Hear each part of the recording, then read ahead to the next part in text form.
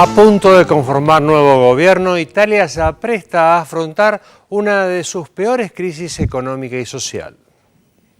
Proclamo eletto Presidente de la República Giorgio Napolitano. A los 87 años, el presidente Giorgio Napolitano debió afrontar uno de los mayores desafíos de su extensa vida política: nombrar un primer ministro capaz de formar pronto gobierno en medio de un parlamento profundamente dividido y un país castigado por la crisis. A una edad en que lo más aconsejable es el retiro, Napolitano aceptó el desafío y volvió a calzarse la banda presidencial, aunque esta vez bajo sus propias condiciones, que incluyen la expresa colaboración de todas las fuerzas para la tarea por venir. Así, 4 meses después de unos comicios que no entregaron un claro ganador y sumieron al país en una parálisis política, Napolitano vuelve al gobierno contra su propia voluntad para convertirse en el primer presidente reelecto en la historia de la República Italiana. De allí que su mensaje de asunción estuvo dirigido a la necesidad de superar tanto el escollo institucional como la puesta en marcha de políticas que saquen a la tercera economía de la Unión Europea de la recesión que afronta desde mediados de 2011. Italia es uno de los países más castigados por la crisis de la zona euro. En 2012 tuvo un déficit del 3% y para este año se prevé un porcentual del orden del 2,4%. Durante el año pasado, su PBI se contrajo un 2,4%, mientras que la desocupación, una de las más altas del continente, ya superó el 11% de la población activa. En el plano político, el reasumido presidente subrayó también la urgencia en aprobar otras reformas pendientes, entre ellas la de la ley electoral, a la que se atribuyen muchos de los recurrentes problemas políticos que enfrenta Italia desde hace décadas.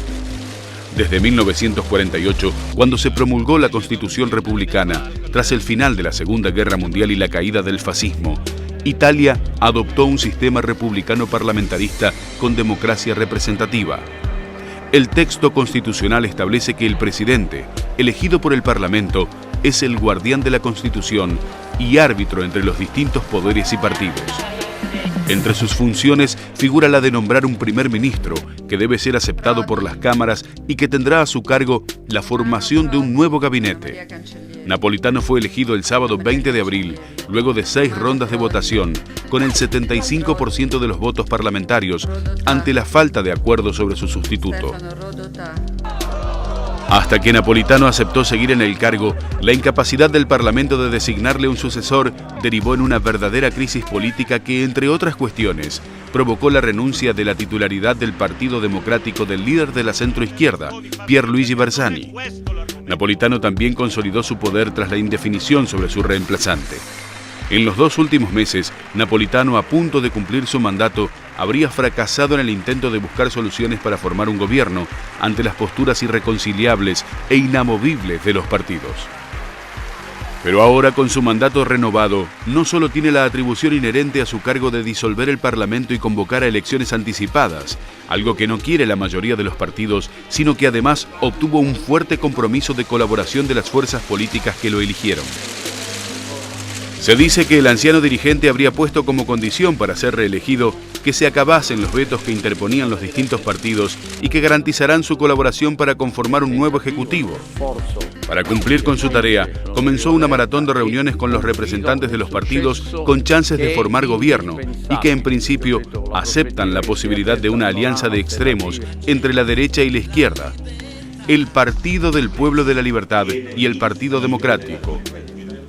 La oposición estará constituida por el Movimiento 5 Estrellas de Beppe Grillo, la Liga del Norte y la Izquierda Ecológica Libertad, quienes ya adelantaron que no aceptarán formar parte del nuevo gobierno. Los días por venir darán una real magnitud de la distancia entre los deseos y la realidad. Bueno, evidentemente cuando fue grabado este informe todavía no estaba el gobierno formado, pero podemos decir que sí, ya está anunciado, se ha formado gobierno en Italia.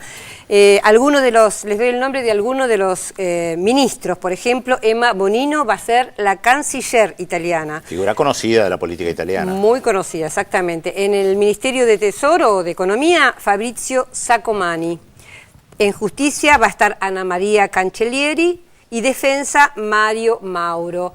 El primer ministro, esto es si por supuesto el Parlamento italiano consigue los votos suficientes, ¿no?, como para ser aprobado este gabinete. El primer ministro va a ser entonces Enrico Letta, es un democristiano que pertenece a la coalición del Partido Democrático, que había ganado, de hecho, las elecciones en febrero pasado, con Pierluigi Bersani.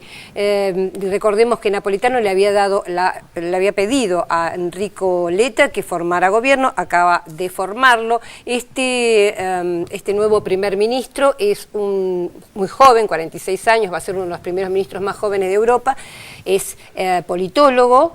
Y bueno, Beppe Grillo, que es este candidato que se conoce como antisistema, pero que bueno, en realidad es una de las voces críticas de la política italiana, dice que que es uno de los miembros de la comisión trilateral y que en realidad no hay gran diferencia entre este nuevo primer ministro Enrico Letta y Mario Monti. Estas fueron las denuncias que hizo Beppe Grillo en estos días, que seguramente su coalición llamado Cinque Stelle, las 5 estrellas, no va a votar a favor de este nuevo gabinete. Y el ganador, que es Berlusconi. El ganador es Berlusconi. va a provocar. Ya hay una crisis en el Partido Democrático. Recordemos que Bersani ya renunció, no pudo formar gobierno, ya renunció al cargo, él era el vicesecretario del Partido Democrático Letta. Hay sectores de la coalición que armó el Partido Democrático que seguramente no van a votar esta alianza con Berlusconi. Y cómo él vuelve, dijo que no quiere cargo de ministro, pero vuelve y vuelve. No, si se hace el círculo es genial, porque en noviembre de 2011 Berlusconi renuncia por la crisis brutal que hay, se dispara el riesgo país, etcétera. Entonces se nombra Mario Monti como el tecnócrata. Pasa un año, después de medidas de ajuste brutales, tiene que renunciar Mario Monti porque Berlusconi no le da el apoyo en el presupuesto. Ahora se va a la elección. En la elección saca un tercio, no quiere hacer, por supuesto la centroizquierda en ese momento no quería hacer con Berlusconi alianza, pero finalmente, después de 2 años prácticamente, lo que hace es regresar Berlusconi porque es la figura necesaria para formar gobierno en Italia. Realmente es dramático. Y ya avisó que si llega a haber reforma constitucional, él sí quiere estar sentado en la mesa chica discutiendo qué sentido va a tener la reforma constitucional, ¿no? Porque se está hablando mucho justamente de cambiar este sistema parlamentario que termina trabando, obstaculizando la forma de gobierno, y es muy probable que se tienda a un sistema más como el francés, donde se vota directamente el primer ministro. Hay dentro de la integración del gabinete hay una primera señal que creo que hay que marcarla o subrayarla, que es el nombramiento del ministro del Tesoro o de Economía, que es Fabrizio Sacomani. Finalmente se optó por un banquero, este es uno de los directivos del Banco de Italia, que ahí también había una disputa. Sí tenía que estar este sector cuando todas las miradas están puestas, cómo se sale de la recesión, va a ser una de las áreas fundamentales en esta gestión, por lo menos en sus primeros pasos.